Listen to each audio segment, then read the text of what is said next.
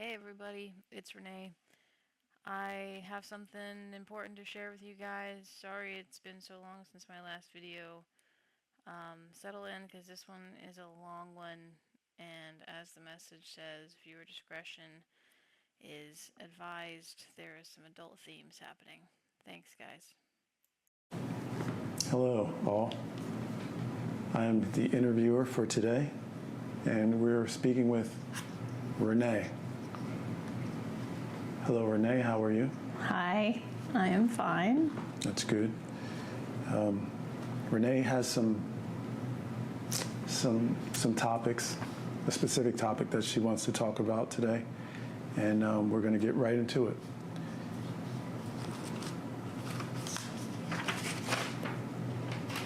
All right. So,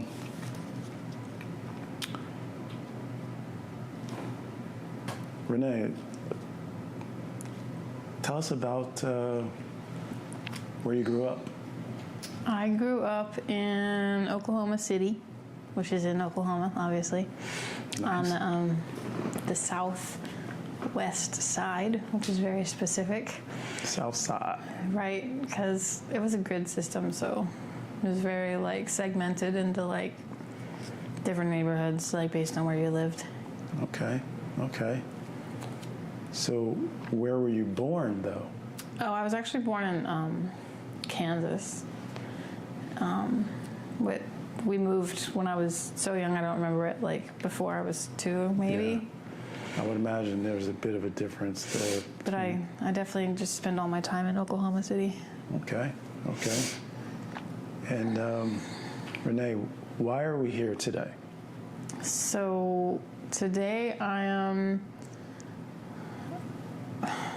making public the sexual abuse that I grew up with. Wow. That's pretty heavy. Yeah. If you don't mind me asking, why now? Like, what made you? So that's a good question. Why now? Well, I'm like in my 40s now, and I've, been dealing with this for a really long time. And I feel like this is really important for my healing journey. It's taken me decades to get this far to be able to talk about it in public. I mean, I've talked about it to people all the time, but I feel like me sharing my story isn't really for me so much as it is for the public. You have the nosies that just want to know, but I think more than that, there's going to be people out there that might see this video and they might be like, wow, I've suffered with similar things and it's going to be okay, or it will be okay, or, there's hope out there. There's a way to get through this. Yeah. So I'm hoping I can help other people, Yeah. get started on their healing journeys. That's pretty important. Yeah, that's heavy. So, tell us a little bit about your childhood. Tell us about your mom, your dad. My mom and dad. So I grew up initially fatherless. So it was just me and my mom. It's kind of a longer story that I could get into in like maybe another episode, but basically I think the story I understand is they were kind of like a one-night stand, my mom and dad, and my dad never found out about me. My mom got pregnant and then went to go find him, but he had left out of town, and then his mom never told him.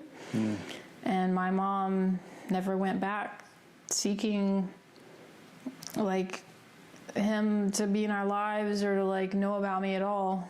It was kind of weird because my mom actually told me, it's on him. If he doesn't want to be in your life, then like it's him. And I grew up thinking that he didn't want to be in our lives. Like I had no idea until I was an adult and I went looking for him. Right.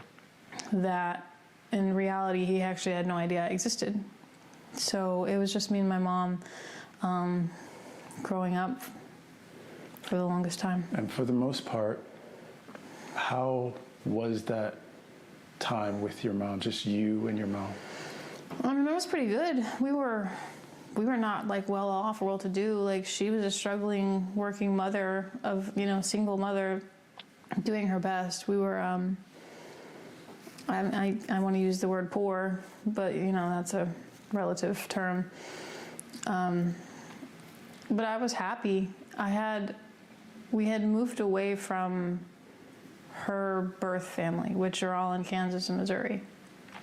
And I had been adopted, we had been adopted by like another family in Oklahoma City that like took us in. Right. So I had cousins, aunts, uncles, a grandma, a great grandma, a family that took us in, and it was really nice. Like growing up, like I had a good childhood. I have fond memories of family time, and even though we didn't have enough money, she made big deals out of certain occasions. My birthday, she always made sure to take me out to the Nutcracker. Mm-hmm. That was like our thing for my birthday because it was in Christmas time. So yeah, it was pretty good. Like I said, we didn't have a lot of money or things, but it was fine. Yeah, I think it's important to point that out, because at the beginning you said we're going to talk about abuse, but here you're saying that as far as you can remember, just having that time with your mom, it was, like a good childhood, warm, yeah. loving situation. I think she didn't really know what she was doing, but what mothers do. I mean, right. I was her only child, so I feel like she was doing the best that she knew how to do based on, her parents died when she was 12, and she got shipped off to live with an aunt that didn't want her, so I feel like she just did the best she knew how. Right. So,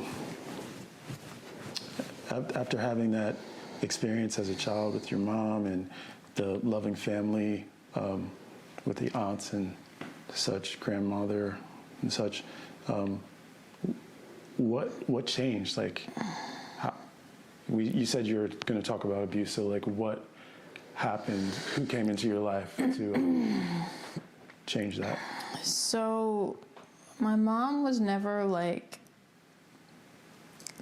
she didn't bring a lot of men into the house. It wasn't like she was off dating all the time or anything. I think I remember one other man that she visited, and he was down in Texas. But we spent a lot of time in I wouldn't call it the church. It was more of a fellowship that she and I attended on a regular basis, and I think that's where she met that other guy. But anyway, when I was, I want to say 7, like 6 or 7, I think 7 years old, I was, what's that age, like first grade? That sounds right. Maybe second grade, I don't know. She would hitchhike to work when her car wasn't working. And one day a fellow picked her up and drove her to work. And I guess this happened a couple of times, and they started building a relationship. She eventually brought him home to meet me. His name was Bert. And he, just started coming around more and more and more. Eventually they got married. I think I was in high school, and he officially became my stepdad. But I never,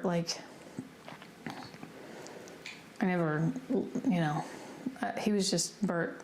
He was just, and the funny thing is when he first came around, I kind of liked him. I thought, well, this dude's kind of funny. He had a humor, and he was nice to my mom, and for the most part nice to me.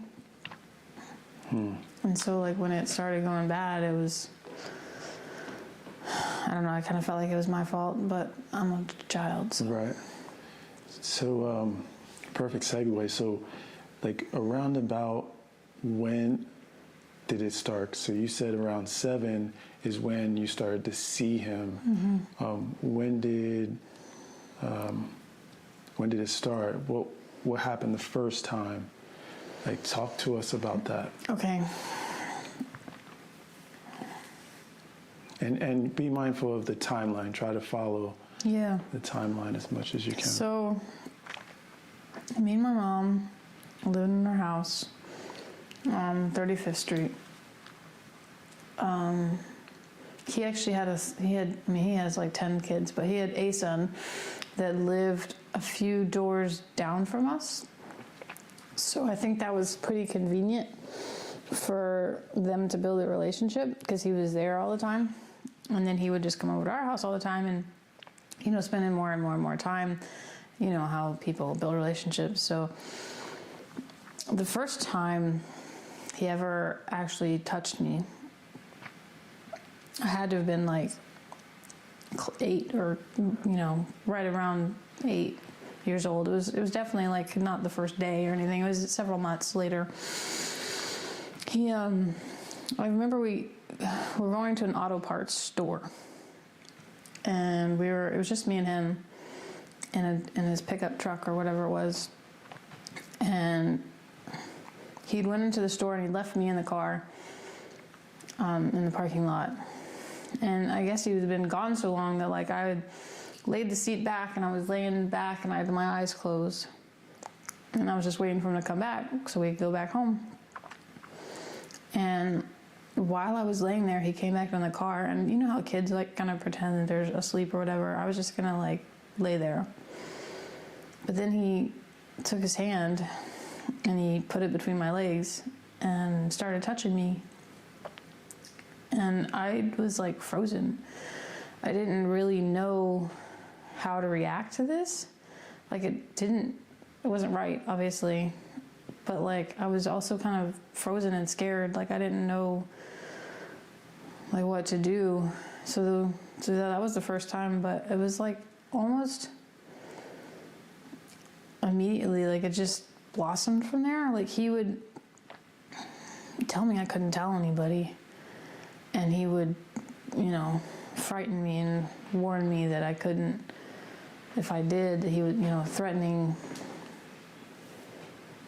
Yeah, I'd like to stop you there for a second, just to get a clearer picture.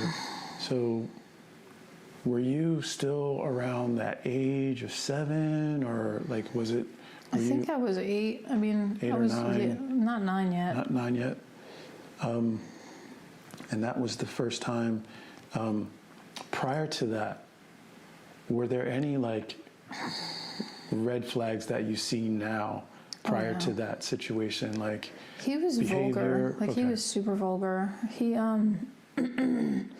his you know, just demeanor, his comedy, his way that he talked was just demeaning to women. He would use like the P word all the time, and like that's the first time I'd ever heard anyone say those like kind of things. And I actually remember, you know, after he touched me, like I tried to tell my mom, like, I don't like this guy, like I don't want him around, like I just don't like him. Like I was too scared to actually tell her what happened, but I tried to make it like I like don't like it. Like, can we just not have him around or whatever? And that didn't do anything. Do you think that was like right after like that day, or was it like the next week? If you can remember. No, I don't know. It wasn't right after. Okay. It had to been like days or weeks or something. Okay. And as far as the first time, and I apologize if I'm going, how did it end? Like, were you the one that like tried to make it end, or did he just? I think he just stopped and we just drove home. Because I'm like I said, I was just frozen. Yeah. You know, I've done a lot of research on this topic since, and you know, initially humans have fight or flight, and if you can't fight, and if you're a child, then fighting a grown man is, you know, impossible. then your only option is to flight. And if you can't physically run away, then you flight into your head. And it's called disassociation. And that's what I did all of the time that it was happening. So when it comes to Bert and this abuse, how I want to ask, like, what type, and I apologize if this is too much, like, what type of abuse after the first time did you experience? Yeah, so I mean, a lot of it, honestly, I've like blocked out from my memory. And when, like I said, when I disassociated, I would basically flee my body and try to be somewhere else. And so a lot of that's blocked out. But like, I can tell you, when I had to have been maybe 10, he, you know, this is after like different times of touching me and whatever, like he had been grooming me, you know, always with the same attitude of, you know, he would say, oh, you be my good baby, like, which means like, don't tell anyone. And he would threaten violence on me and my mom, not directly even. He would say, you know, if I'm taken away, I've got people, you know, I've got my son, he was like a biker, like a Harley Davidson biker guy. He was like, I have people that can come and take care of you guys. Like, it doesn't matter if I'm here or not, like you will obey. And he would constantly, like every time I see him, like, you still be my good baby, And like, it would just be ingrained into my head not to say anything. So, you know, years of this grooming or whatever really takes, I mean, it's a very, like, as a child, like growing up, that's a very like delicate time. Like, you're very impressionable. Right. And, you know, this is the only father figure that I have in my life. So I'm learning really quickly what it is to like obey, and having the man of the house, and what it means to like be subservient. So anyway, when I was like 10, I remember he had a Polaroid camera, and he took pictures of me that he would use like as leverage against me, basically. You know, like naked pictures and like spread eagle and basically child porn. Absolutely child porn. And he told me that he would use these, you know, against me if I ever like said anything, and that he had people that he could like have come run trains on me, and, you know, it would be really quick just to like take care of me. So I was, again, like just subservient, like not telling anybody, doing what I needed to. I just want to stop you there for a second, ask questions about those threats. Did he ever, out of the threats that he would use, did it ever escalate to that? Like, did he ever bring around other people, or did you ever see any of his other cohorts or friends or associates around? Did he talk to you in the same way around them that he talked to you just one-on-one? Kind of. So not really ever around our house. But the funny thing is, when he and my mom started, you know, their relationship, he was actually still married to another woman. And he would go out to her house for several days at a time, and then come back to our house for a few days at a time, and just like back and forth. And I always knew that that was like bad, but like sometimes he would take me out there with him. I wouldn't have to stay overnight or anything, but like if he had to like go fix something, or I don't know what the fuck he was doing, but he definitely like seemed to like know the outskirts of Oklahoma really well, and he had people that he would stop and talk to, and I never like got out of the car and like had interactions with any of them, but like it seemed like he knew a lot of people. Plus, like I said, one of his sons lived a few doors down, and he would use him as a threat against me. Yeah. So it's all very perceived, but once again, I'm a small child. right. So, and for the timeline, around about what age are you? You're around the Like 10 right now. The Okay. next like step, the next thing that happened when I was 11. Well, let me before we get there, let me ask you, and just like affirmative response would be cool. So there's touching so far.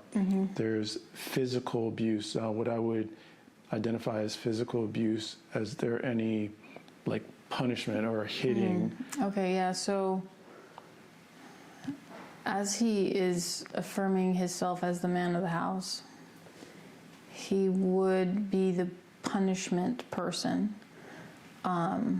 So I never really had, well, that's not true. My mom would like spank me.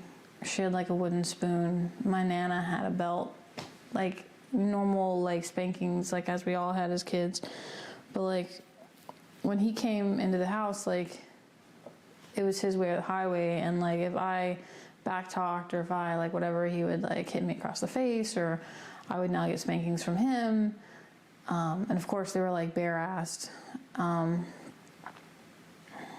So, I mean, I remember a few times, like I said, fight or flight, like trying to fight him throughout the years. And, you know, he would like close fist punch me and take me down so that he could overpower me.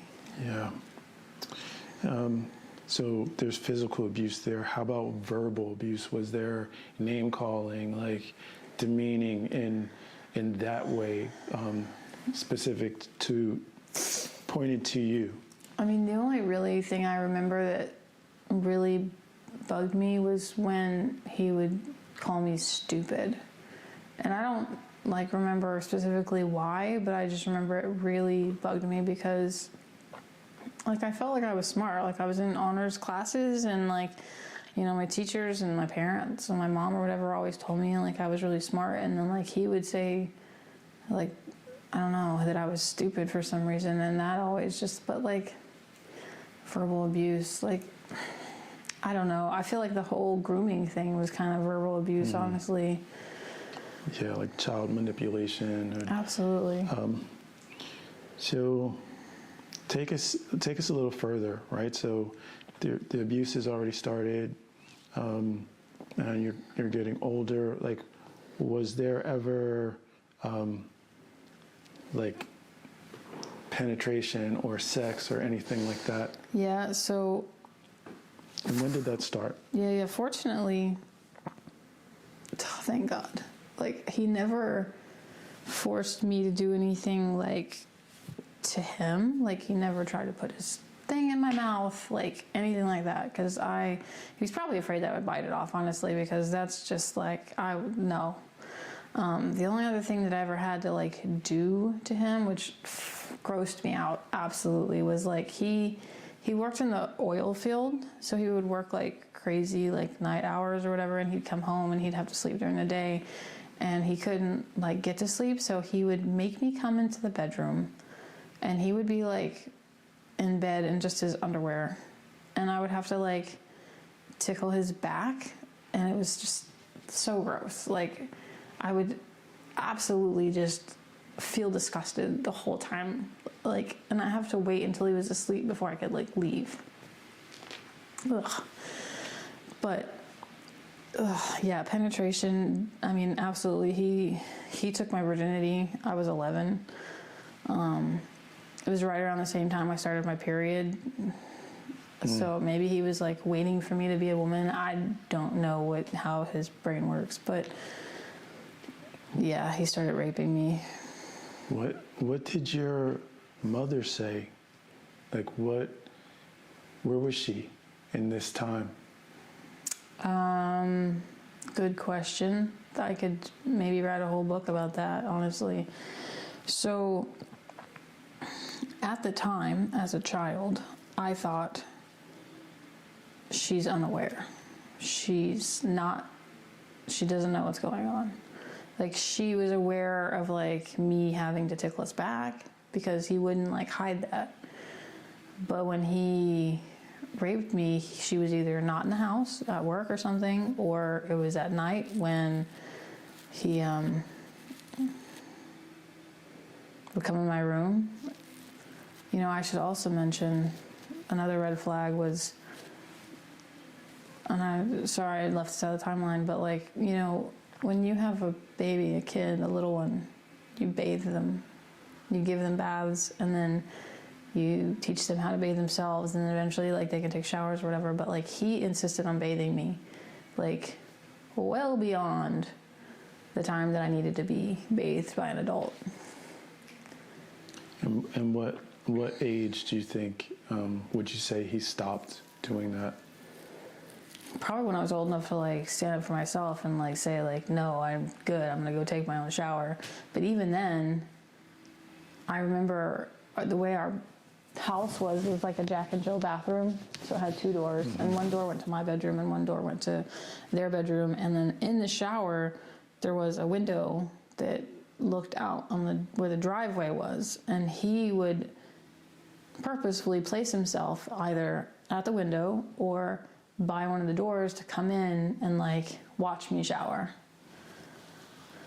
Yeah, that's... And sometimes my mom knew that he was doing that, like, and I'm sure that he had some excuse like, oh, making sure that she's doing it right, or, you know, being healthy or whatever. But my mom like never said anything, and she never did anything. So you think that she knew? Okay, so now as an adult looking back, I've come to the realization that she absolutely knew. And whether or not she wanted to believe it to be happening is a different story than, you know, admitting that she was allowing it.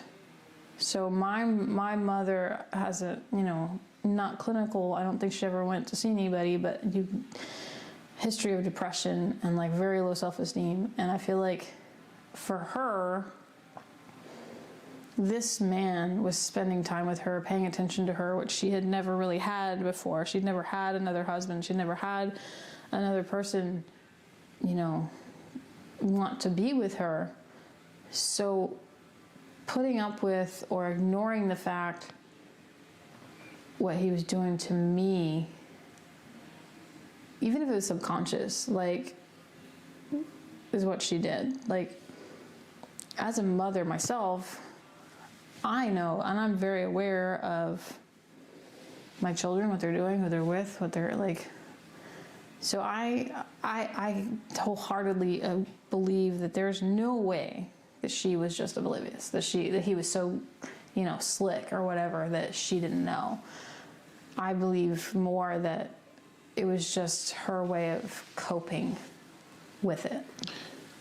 Yeah, I can imagine the decision to have to make a choice, especially since I would imagine that this individual helped her in some way in life and financially, and yeah, I mean, having like, to make a decision to, like, you know, help fix the cars, right. or Yeah. whatever. Wow. You brought up coping. I was going to ask, how did you cope throughout this time? Like, what did you do to help yourself manage through it? So, you know, I already talked about dissociation during the actual events. As I got older, you know, like middle school, probably like 5th grade, maybe even before then. Like, I remember I would hang out with kids in my neighborhood, and we were like, we would go off and do like bad stuff, whatever. We'd go smoke cigarettes, and we would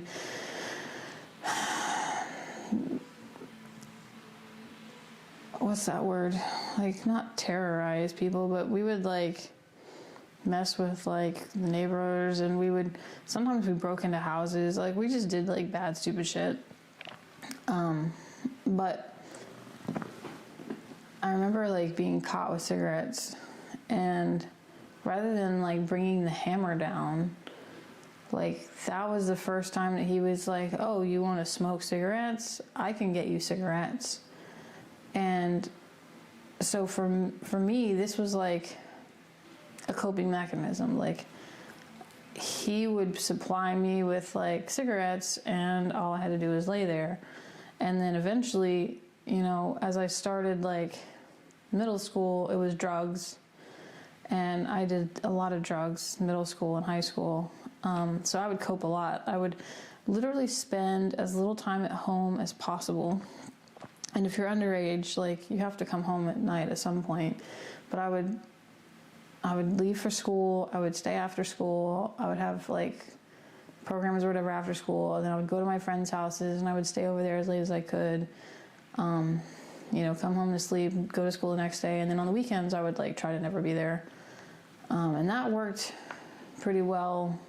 And like I said, we just, you know, we were bad kids. We would do drugs or whatever. We would run the streets. But when I was 11, my little brother was born. So, you know, him and my mom had him, and I was like the built-in babysitter. So I couldn't be away from home as much as I wanted to, but I still like took every single chance that I could to like not be there. And yeah, so Was drugs. there abuse even through that time, like when your little brother came? Yeah, absolutely. It never stopped. One thing you mentioned. If anything, it got more and more frequent. Yeah. One thing that I thought I heard, are you actually saying that he would give an underage child drugs? Oh yeah, absolutely. Like, Could you talk more either about money that? for drugs, or like he bought me weed. Like, he brought weed home all the time. Like, I remember one time it was like a brick of weed, like, and I was so excited, but like it was really bonk. But I mean, it was more like he bought me cartons of cigarettes, and he would give me the freedom. He would be like, you know, your mom doesn't want you to go out with your friends. It's late on a Saturday or whatever, but, you know, because you're my good baby, I'm going to let you leave. Like, he was rewarding me for, like, doing what I was supposed to do, and, like, this was his way of compensating, I guess. And to me, it was like, well, I'm not going to, like, have money or cigarettes any other way, so I might as well, like, take it. I mean... Yeah. So you shared that he took your virginity. Was there any fear of pregnancy? Like, did he use condoms? Like, talk to us about that. Yeah, never used condoms. I remember he would use this really disgusting, like, spermicide liquid.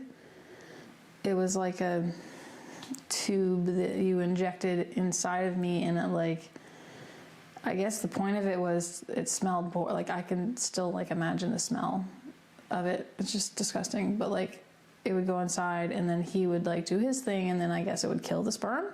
Like, I don't think people use spermicide anymore. That's like an old school thing. But when I was 12 or 13 maybe, he took me to go get on birth control.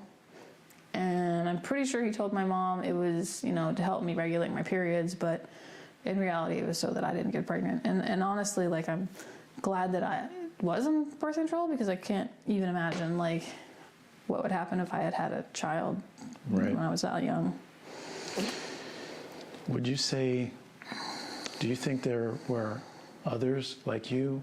Oh, absolutely. There's no way I was his only victim. Like, he had granddaughters that were my age. He had other, like, young girls that I had met in the course of, like, just going with him to places. Like, there were his granddaughter, Melissa. There was a girl named Dana. I don't know if she was related or not, but... But he never had his own daughters. He had mostly... He had 9 sons and 1 daughter. And I never met most of them. I only met 2 of his sons, and the one that lived down the street, and then another one that was like the youngest. But And then your brother.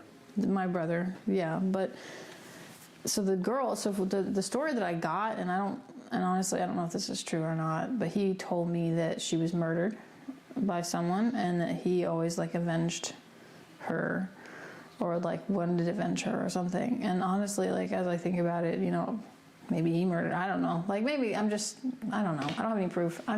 He's just an evil guy. So I wouldn't put it past him. But no, I feel like the girls that I was hanging out with, like they would have the same vibes that I would around him. And I feel like he at least tried, or like had done stuff to them. So We never talked about it. in this timeline, we're coming up to your teens. I think you're like in high school. Do you think that this abuse had any direct effect on your behavior in school? Like Absolutely. tell us Yeah, it about was, your high school. I mean, overall, I was a Life. good student. I made good grades. I didn't really have to try hard. Like, I don't know if it's just Oklahoma education wasn't hard, or maybe I am smart, but I don't know. But I was in the advanced classes. I had my friends in the advanced classes, and if I didn't have the work done, like I would copy off them. But I always made good grades. I only had like one period in high school when I didn't make good grades. But after school, or even like when I did school, the kids that I was hanging out with were not those smart kids. I would be hanging out with the like bad kids, the stoners, the skaters, the druggies, the gangsters. Like I would be like literally anybody that had any connects to like drugs, weed, meth, like whatever we get our hands on. That's who I was hanging out with after school. But that again was like a coping mechanism. And you know what's messed up is like all of the people I was hanging out with probably had other issues going on that they were dealing with, but we never talked about that. It was always just getting high, or drunk, or like whatever we could do. But yeah. Do you think that Bert was abusive to your mom? So I think he definitely didn't treat her the way a good husband treats their wife. I never saw him hit her.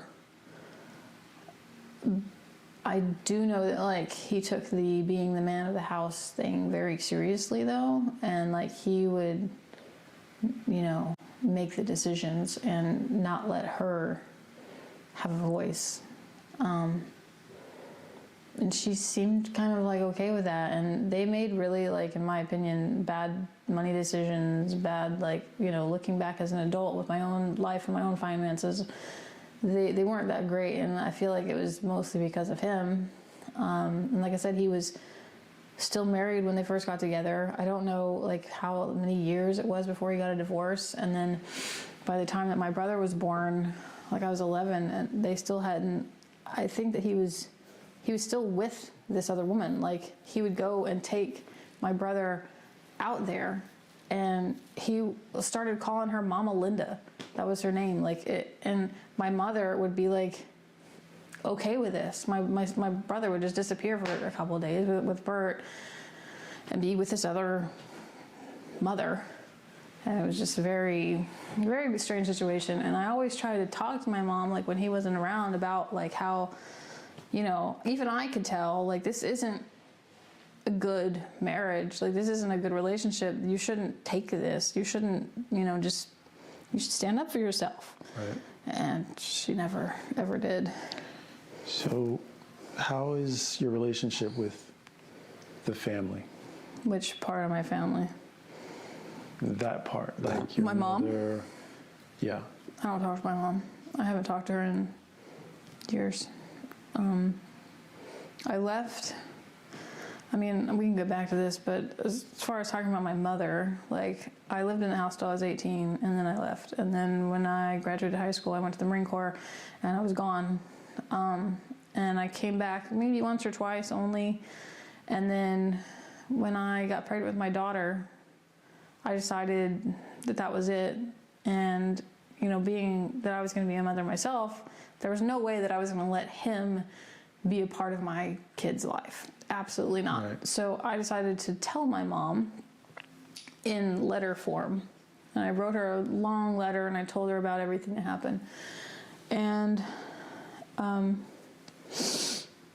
so when I left, so we were driving and she's in Oklahoma and I lived in California.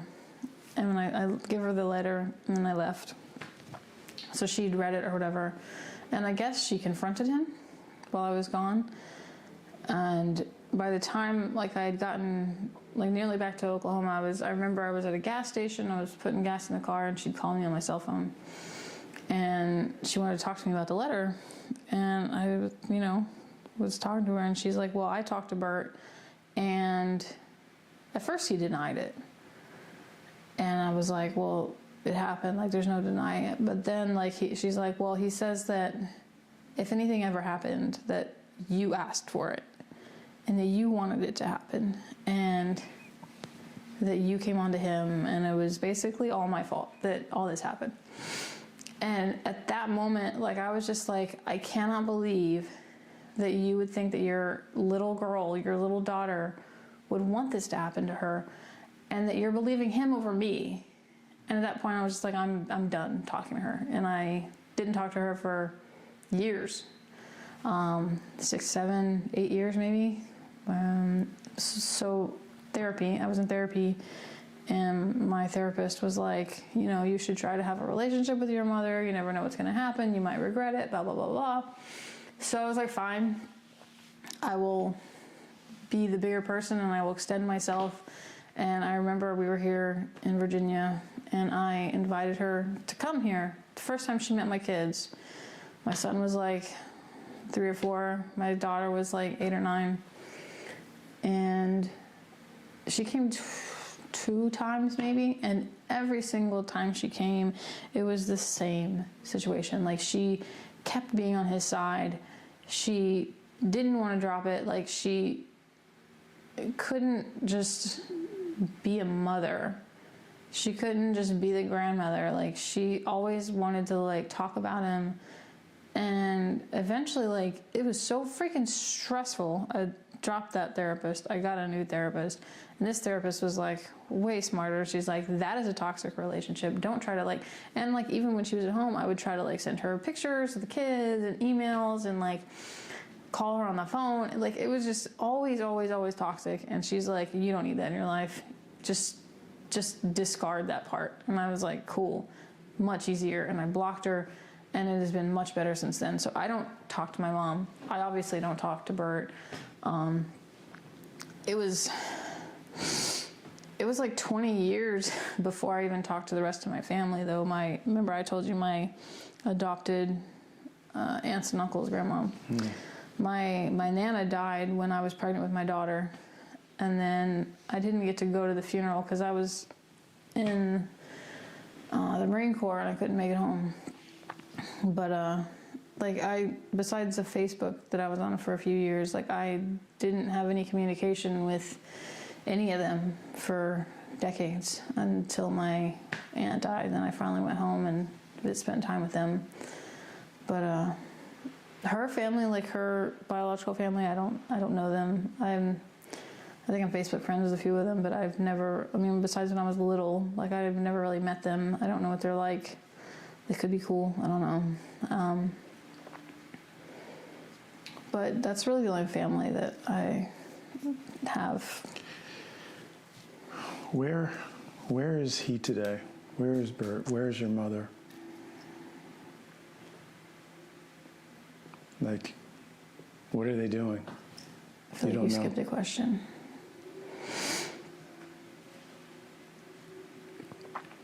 So, fine. What question? If I ever told anyone. So, these are coming. Okay, sorry.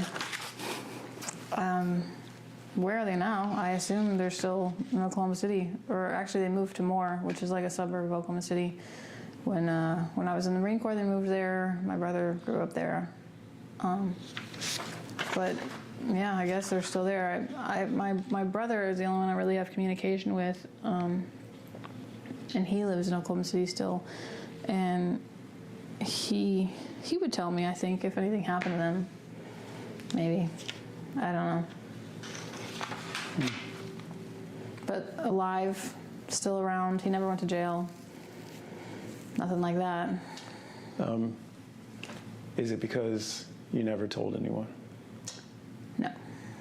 So, let's rewind a little bit. I was in probably middle school. I was on a soccer league, we have practice once or twice a week. We have games on the weekends, kind of soccer league. And I remember I had a girl on the soccer team that I spent the night with. And I think her name was Amber, I'm not really sure. But I remember, it was a sleepover. We stayed up all night, we were talking, and I don't know how the subject came up, but I divulged that this was happening to me. And as any dutiful child would do, she told an adult, and she told her parents. And the next thing I know, there are police at our door at home, taking us all in for questioning. And I remember being so freaking scared. They took us all in, and he warned me, don't say anything. You already know what's gonna happen if you say anything. So at the police station, when they had this little doll, tell us about where he's touching you, we heard blah, blah, blah. I was like, nope, I made up the whole thing. I couldn't bring myself I was too scared. I was afraid that because then once my brother was born, he's not only just threatening me and my mom, now he's threatening my little baby brother. I was protecting them by not saying anything. Right. And then after the letter that I wrote to my mom and the phone call that I got from her, I was like, screw that guy.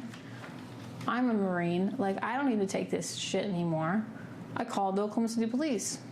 I said, I would like to report sexual abuse. I would like to report rape. And they were like, okay, well, when did this happen? And I was like, well, 4 years ago was the last time it happened, because I was, 22 by that point, and I had left when I was 18. And they're like, well, the statute of limitations is passed. Sorry, there's nothing we can do. So legally, there's nothing I could ever do. It's unbelievable. My mom, she told me when we were communicating that he had gone into therapy, and that he had gotten better, and that he had gone through all this. I don't believe any of it. I feel like if anything, it was snake oil. He was saying what she wanted to hear, doing what she thought was needed, but she stood by him every second of the day. And so the way I like to describe her is when you're watching 60 Minutes and you see these evil parents out there just doing despicable things to their children, abusing their kids, whatever, and you're like, how in the world is this mother allowing this to happen to their child? How is this woman stay with this person? That's my mom. She's that mother on 60 Minutes that you see that you can't fathom staying with this person and allowing that to happen to their child. That's who she is. And some sort of flaw in nature, or some sort of broken spark in their brain that just says, I have to stick by this person no matter what, because maybe I said vows, or maybe I'm just too insecure to be on my own, or whatever it is. That's what she did. And the last time I heard about them was my aunt's funeral. I mentioned that I didn't see my other family again until my aunt died. Well, I went there, but then I had to come back home because I have a job, here. I didn't get to attend the funeral, but they did. And apparently my mom and Bert showed up uninvited, which is against the law to come to funerals uninvited. But they had made it very clear, because I had told them you know, years ago when I wrote the letter and everything, I made it clear to them what happened, and they made it clear to my mom that he is not welcome at any family function. And I heard a story about my uncle pulling a shotgun out when he tried to show up for Easter dinner once, and that was the last time they had seen him. Well, then they just, you know, 20 years later show up to his funeral, and instead of kicking him out, they just allowed them to be there, I guess, and it was very uncomfortable. I have a cousin who at the time was like 17, and he was very much like there and talking to her and whispering her in her ear and like telling her how like beautiful she was and like all this other stuff, which is very creepy.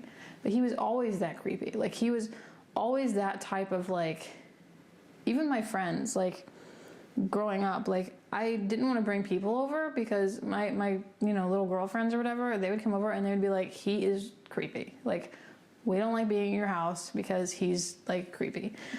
Their parents didn't like him. Like when they came over to pick their kid up, they'd be like, that guy is creepy. Or when I was at their house and he would come to pick me up, they'd be like, that guy is creepy. Like no one has ever been like, oh man, that's a good dude. Like everybody that meets him gets a vibe and they're like, no, like he's a creep. We don't like having him around. Have you, since being an adult, have you ever spoke with him directly and like No. confronted him? What would you say to him now? Like, What would I say to him? yeah. If you I had hope the he rots in hell. opportunity. Karma's a bitch, like yours is coming. You know, I'm putting this out there not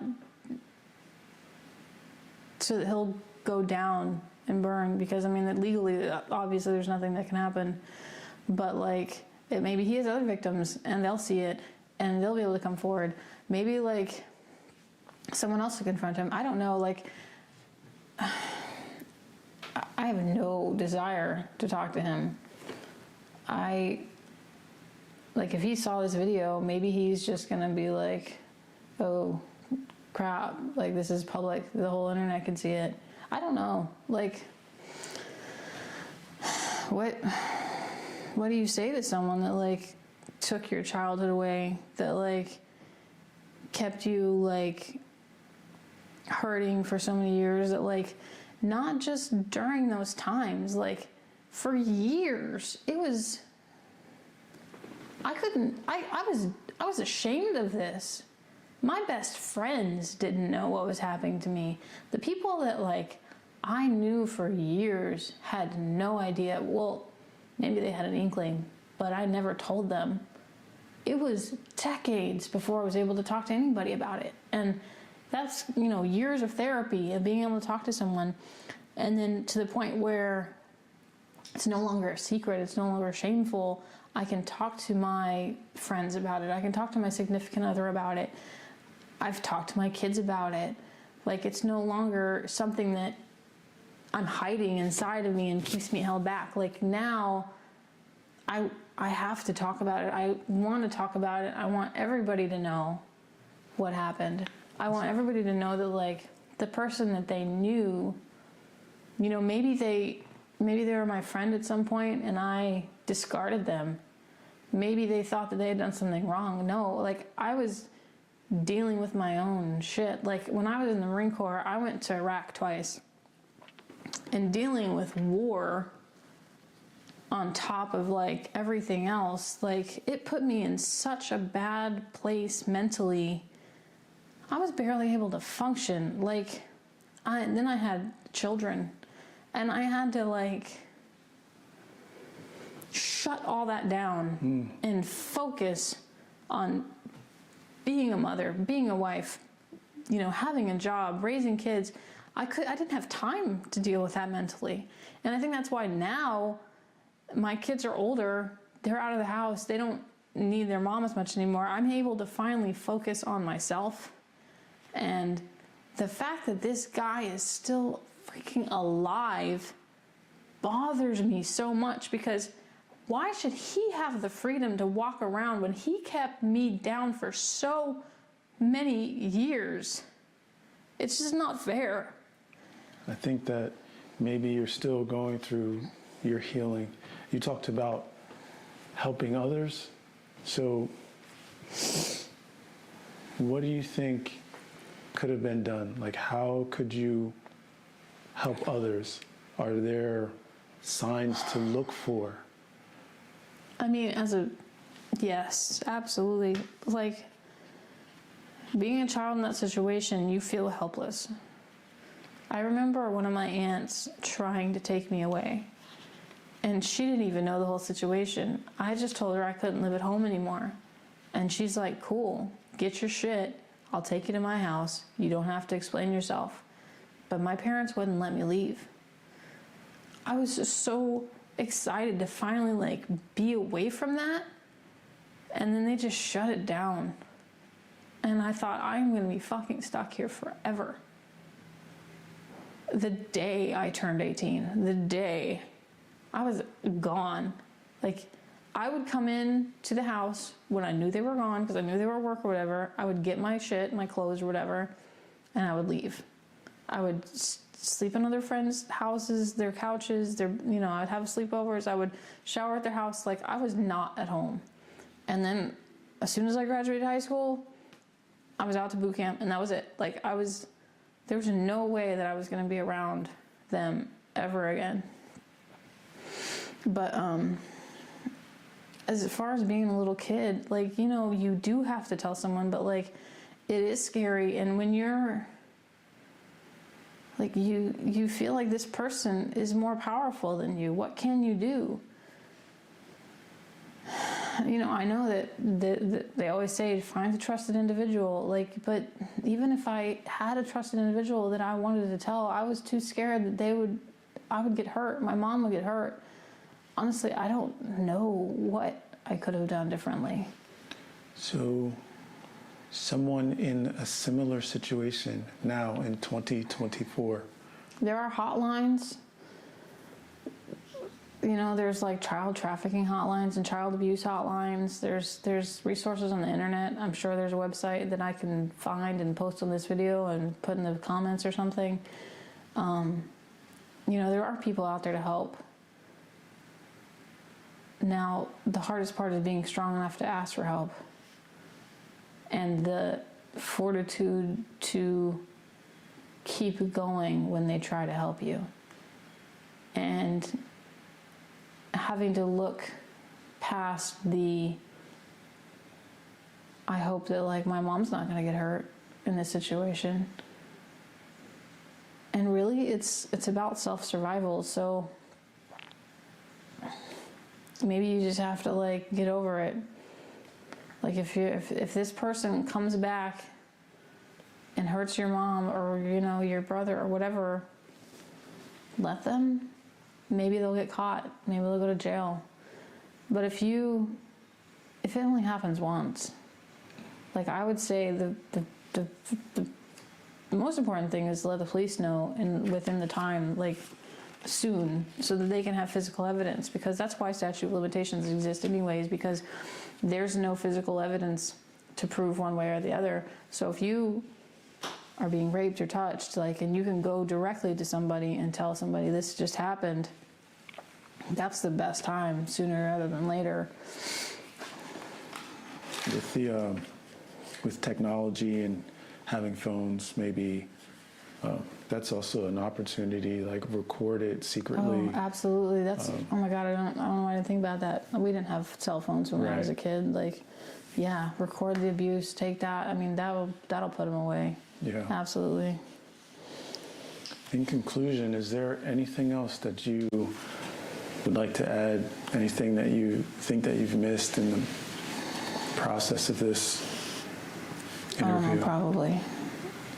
I feel like it's hard to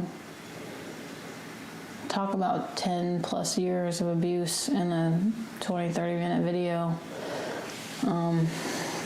I do want to say that, for other people dealing with this, it's not your fault. Even if it is, you feel like it's your fault, even if you feel guilty or you feel ashamed, there's nothing to be ashamed of.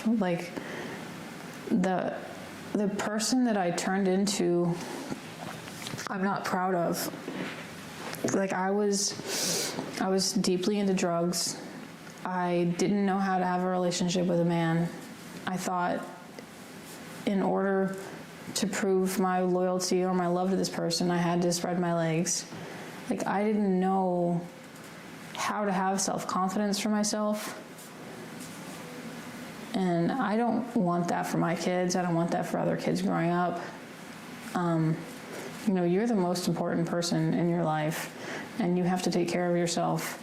So, like, whatever you have to do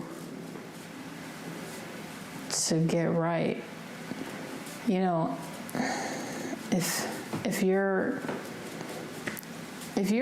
I can't speak to being like an addict and on the streets and like doing things for money so that you can keep up your addiction. That's not what this story is about. But if you're doing drugs because you're coping with something at home, that's okay. I mean, like, you have to do what you have to do to get through. Like, when I have this other episode where I talked about my ayahuasca journey, and I had a conversation with my child, me, my inner child, and I had to apologize to myself because at the time, I was doing the best that I knew how to do. I was just trying to survive. I was trying to get by. I missed so much of my childhood. I feel like if I had had a better, stable childhood, if I had a father, like my real dad in my life, I would have had so many more opportunities to be someone great. Like, I played cello, I played soccer. I could have been so good if I had just had the like support and focus. Instead, I was surviving. I was just trying to cope and get by. So I missed